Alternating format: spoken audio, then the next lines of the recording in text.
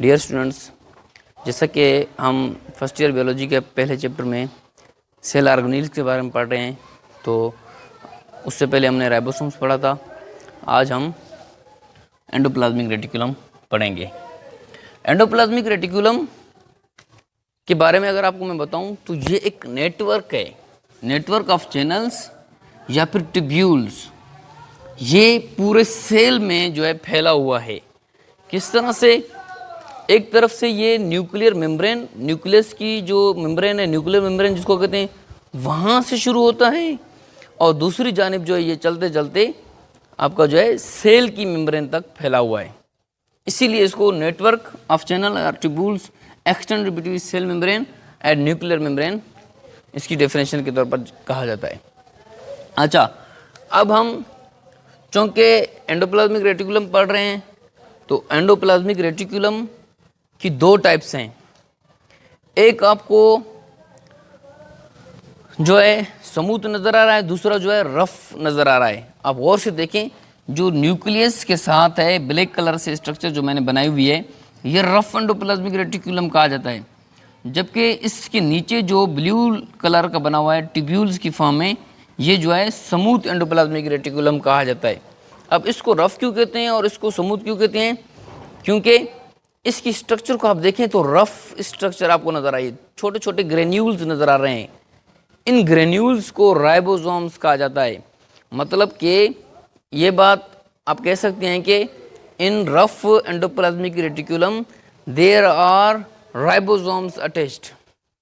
ठीक है, तो इसका मतलब है कि यहाँ पर राइबोसोम्स आपको मिलेंगे इसके साथ चिपके हुए, और उसके नीचे जब आप जाएंगे तो ट्यूबुलर फॉर्म नज़र आ रही है आपको, स्मूथ एंडोप्लाज्मिक रेटिकुलम जिसको हम कह रहे हैं। ये क्यों स्मूथ है? क्योंकि इसकी सरफेस जो है वो क्या है, क्लियर है, मतलब कि स्मूथ है, कोई इसके ऊपर खुरदरी स्ट्रक्चर मौजूद नहीं, दानादार स्ट्रक्चर आपको उसके ऊपर नज़र नहीं आएगी।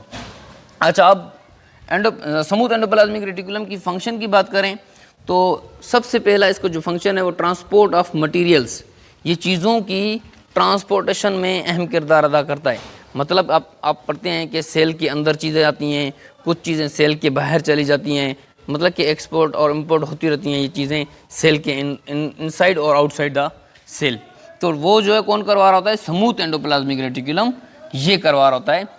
क्यों? क्योंकि ये प्लाज्मोडेस्माटा के साथ अटैच होता है। अगर प्लांट्स की बात करें तो ये वहाँ पर प्लाज्मोडेस्माटा होते हैं, वहाँ पर जो ये आपको क्या करेगा, उसके साथ सेल मेम्ब्रेन के साथ अटैच्ड है। इस वजह से जो है चीज़ों की ये हेल्प कर रहा है ट्रांसपोर्टेशन में। इसके बाद इसका दूसरा फंक्शन अगर देखें, स्टोर कैल्शियम इन मसल सेल्स। अच्छा, ये क्या करता है? मसल सेल्स में स्मूथ एंडोप्लाज्मिक रेटिकुलम क्या करवा रहा है?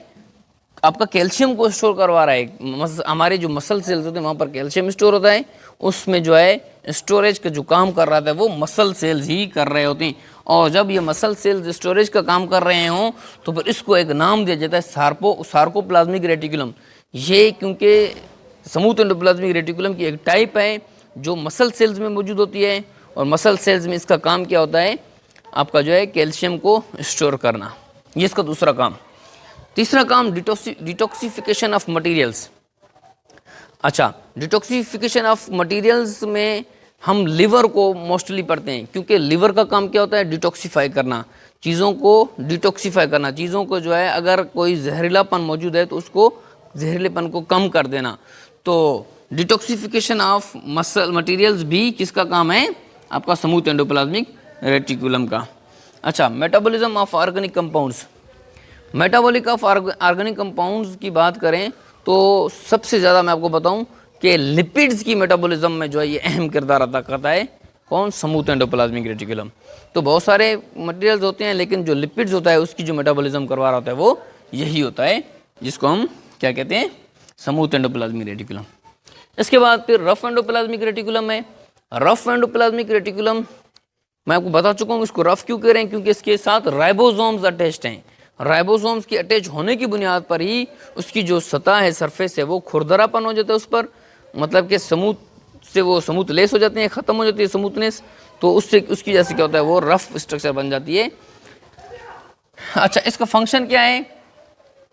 Mechanical support. ये आप गौर से देखें कि न्यूक्लियस की मेम्ब्रेन से लेकर सेल की मेम्ब्रेन तक तमाम स्ट्रक्चर में जो है ये फैला हुआ है। तो जब ये फैला हुआ है रफ एंडोप्लाज्मिक रेटिकुलम, तो इस दोनों ने कंबाइन होकर क्या कर रहा है, इस सेल को जो है सपोर्ट कर रहा है, मैकेनिकल सपोर्ट कर रहा है, ताकि ये स्ट्रांग रहे और ये सिकुड़ ना सके, श्रिंक ना कर जाए। इसके अलावा इसका जो अहम काम है, जो इम्पोर्टेंट काम है, वो प्रोटीन सिंथेसिस है।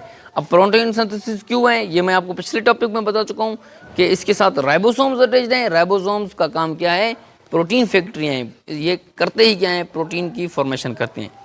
तो इसके अलावा आपको एक और स्ट्रक्चर मिल रही है जो रफ एंडोप्लाज्मिक रेटिकुलम और स्मूथ एंडोप्लाज्मिक रेटिकुलम के साथ अटैच्ड है, ये मेम्ब्रेन है। इस मेम्ब्रेन को स्मूथ एंडोप्लाज्मिक रेटिकुलम या फिर रफ एंडोप्लाज्मिक रेटिकुलम की जो मेम्ब्रेन है, इसको सिस्टर नी के तौर पर जाना जाता है। It's all about endoplasmic reticulum. Hope you have understand my lecture. Please subscribe my channel and like the video. Thank you.